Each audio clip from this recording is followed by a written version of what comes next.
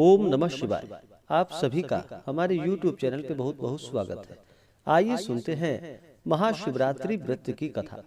महाशिवरात्रि का व्रत जो कि हर वर्ष फाल्गुन माह के कृष्ण पक्ष की चतुर्दशी तिथि के दिन महाशिवरात्रि का व्रत किया जाता है। महाशिवरात्रि के दिन ही भगवान शिव जो कि इनका ज्योतिर्लिंग के रूप में प्राकट्य हुआ था। जो भी भक्त सच्ची श्रद्धा के साथ महाशिवरात्रि व्रत के दिन भगवान शिव जी का पूरे विधि विधान के साथ पूजन करते हैं, कथा श्रवण करते हैं, इससे भगवान शिव अति प्रसन्न होते हैं और सुख समृद्धि का आशीर्वाद प्रदान करते हैं।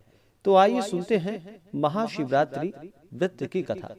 तो बोलिए प्रेम से भगवान भोलेनाथ की जय, माता पार्वती की जय। बहुत समय पहले की बात है कि एक बार माता पार्वती ने भगवान शिव शंकर से पूछा कि हे प्रभु, ऐसा कौन सा श्रेष्ठ व्रत है तथा सरल व्रत है जो मुझे बतलाने की आप कृपा करें, जिससे मृत्यु लोक के प्राणी आपकी कृपा सहज ही प्राप्त कर पाएं। हे प्रभु, आप ऐसा उत्तम व्रत को बतलाने की कृपा करें। भगवान शिव जी ने कहा कि हे देवी, शिवरात्रि व्रत का विधान बतलाया तथा एक कथा सुनाई कि एक गांव में एक शिकारी रहता था। उस शिकारी का काम था कि पशुओं की हत्या करके वह अपने और अपने कुटुंब जनों का पालन और पोषण किया करता था। और वह शिकारी एक साहूकार का ऋणी था, लेकिन उसका ऋण समय पर न चुका पाने के कारण क्रोधवश साहूकार ने शिकारी को शिव मठ में बंदी बना लिया। संयोगवश उस दिन शिवरात्रि थी। शिकारी ध्यान मग्न होकर शिव संबंधी धार्मिक बातें सुनता रहा। चतुर्दशी को उसने शिवरात्रि की कथा भी सुनी। संध्या होते ही साहूकार ने उसे अपने पास बुलाया और ऋण चुकाने के विषय में बात की। शिकारी अगले दिन सारा ऋण लौटा देने का वचन देकर बंधन से छूट गया। अपनी दिनचर्या की भांति वह जंगल में शिकार करने के लिए निकला, लेकिन दिन भर बंदी गृह में रहने के कारण भूख प्यास से व्याकुल था। शिकार करने के लिए वह एक तालाब के किनारे बेल वृक्ष पर वह पड़ाव बनाने लगा। बेल वृक्ष के नीचे शिवलिंग था जो कि बिल्व पत्रों से ढका हुआ था। शिकारी को उसका पता न चल पाया और पड़ाव बनाते समय उसने जो टहनियां तोड़ी वे संयोगवश से शिवलिंग पर गिर गई। इस प्रकार दिन भर भूखे प्यासे शिकारी का व्रत भी हो गया और शिवलिंग पर बिल्वपत्र भी चढ़ गया।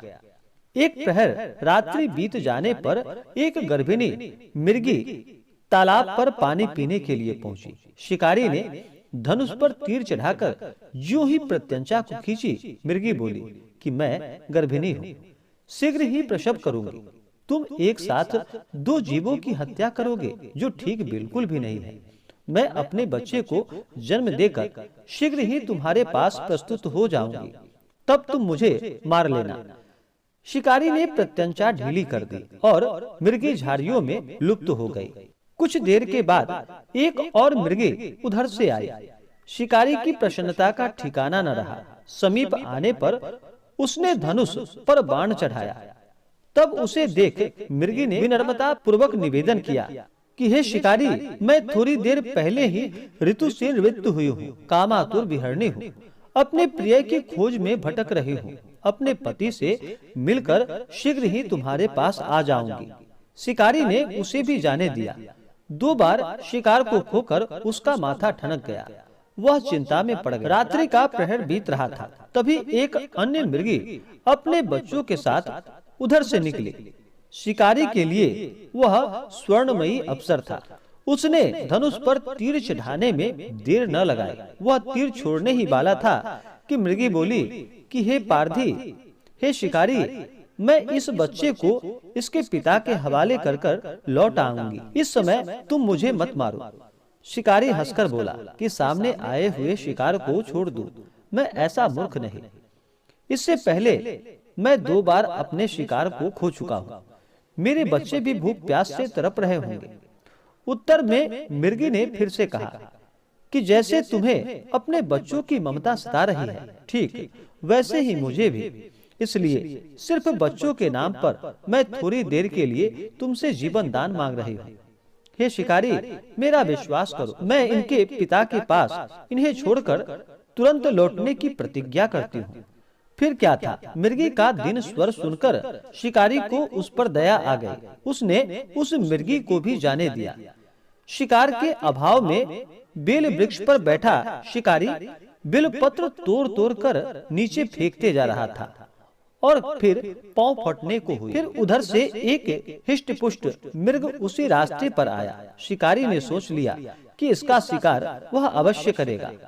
शिकारी की तनी प्रत्यंचा को देखकर मृग विनीत स्वर में बोला कि हे शिकारी, यदि तुमने मुझसे पूर्व आने वाली 3 मृगियों तथा छोटे बच्चे को मार डाला है तो मुझे भी मारने में विलंब बिल्कुल भी ना करो, ताकि उनके वियोग में मुझे एक क्षण भी दुख न सहना पड़े। मैं उन मृगियों का पति हूँ। यदि तुमने उन्हें जीवन दान दिया है तो मुझे भी कुछ क्षण जीवन दान देने की कृपा करो। मैं उससे मिलकर तुम्हारे सामने उपस्थित हो जाऊंगा। मृग की बातें सुनकर शिकारी के सामने पूरी रात का घटना चक्र घूम आया। उसने सारी कथा मृग को सुना दी।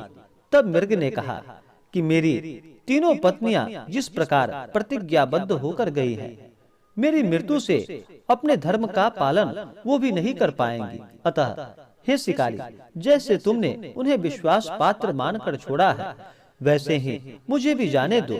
मैं उन सब के साथ तुम्हारे सामने शीघ्र ही उपस्थित हो जाऊंगा। इस प्रकार से उपवास, रात्रि जागरण तथा शिवलिंग पर बिलपत्र चढ़ाने से शिकारी का हिंसक हृदय भगवान शिव की कृपा से निर्मल हो गया। उसमें भगवत शक्ति का वास हो गया। धनुष तथा बाण उसके हाथों से सहज ही छूट गया। भगवान शिव की अनुकंपा से उसका हिंसक हृदय करुणामयी भावों से भर गया। वह अपने अतीत के कर्मों को याद करके पश्चाताप की ज्वाला में जलने लगा। थोड़ी ही देर बाद मृग सब परिवार शिकारी के समक्ष उपस्थित हो गया ताकि उसका शिकार वह कर सके। किंतु जंगली पशुओं की ऐसी सत्यता, सात्विकता एवं सामूहिक प्रेम भावना को देखकर शिकारी को बड़ी ग्लानि हुई। उसके नेत्रों से आंसुओं की झड़ी लग गई। उस मृग परिवार को न मारकर शिकारी ने अपने कठोर हृदय को जीव हिंसा से हटाकर सदा के लिए कोमल एवं दयालु वह बन गया। देवलोक के समस्त देव समाज इस घटना को देख रहे थे। घटना की परिणति होते ही देवी देवताओं ने पुष्प वर्षा की। तब शिकारी तथा मृग सब परिवार भगवान शिव की कृपा से मोक्ष को प्राप्त हुआ। इस प्रकार से जो भी भक्त सच्ची श्रद्धा के साथ, नियम और निष्ठा के साथ महाशिवरात्रि का व्रत करते हैं, कथा श्रवण करते हैं, भगवान शिव जी उनके मनोरथों को अवश्य ही पूर्ण करते हैं। तो बोलिए प्रेम से भगवान भोलेनाथ की जय, माता पार्वती की जय। तो आशा करता हूँ कि यह जानकारी आपको अच्छा लगा हो। ऐसे ही ज्ञानवर्धक जानकारियाँ प्राप्त करने के लिए हमारे इस चैनल पे अगर आप नए हैं तो चैनल को लाल बटन दबा करके सब्सक्राइब करें, साथ में बेल आइकन घंटी को दबाएं ताकि मेरे वीडियो का नोटिफिकेशन आपको समय से मिलता रहे। वीडियो को लाइक करें, शेयर करें। मिलते हैं फिर अगले वीडियो में, तब तक के लिए धन्यवाद।